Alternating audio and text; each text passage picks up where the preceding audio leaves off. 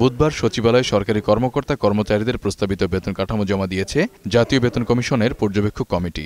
এতে সুপারিশ করা হয় সর্বোচ্চ মূল বেতন ৭৫,০০০ এবং সর্বনিম্ন ৮,২৫০ টাকা। ক্রয় সংক্রান্ত মন্ত্রিসভা কমিটির বৈঠক শেষে নতুন প্রস্তাবিত এই বেতন কাঠামোর তথ্য জানান অর্থমন্ত্রী আবুল মাল আব্দুল মুহিত। ৭৫,০০০ আর এটা ৮,২৫০। এত বছর ধরে এই যে গ্রেডিং গেছে, এটাকে আমার মনে হয়, আমার নিজের ফিলিং, এটা টাচ করা উচিত হবে না।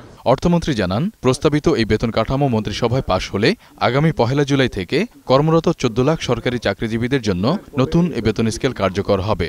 আমরা সেটা announcement which will be in the budget, which আমি আগেও বলেছি, যে implementation of this report, implementation of the recommendations of the Pay and Service Commission would be effective from 1st of July. এর আগে প্রতিবেদনটি সচিবালয়ে অর্থমন্ত্রীর কাছে জমা দেন মন্ত্রিপরিষদ সচিব মোশাররফ হোসেন ভূঁইয়া সহ কমিটির অন্যান্য সদস্যরা। সুপারিশের ফাইনাল ইমপ্লিমেন্টেশন যে কম হবে, এটাই অবভিয়াস, অতীতেও তাই হয়েছে। মফিউর রহমান, ২১ টেলিভিশন, ঢাকা।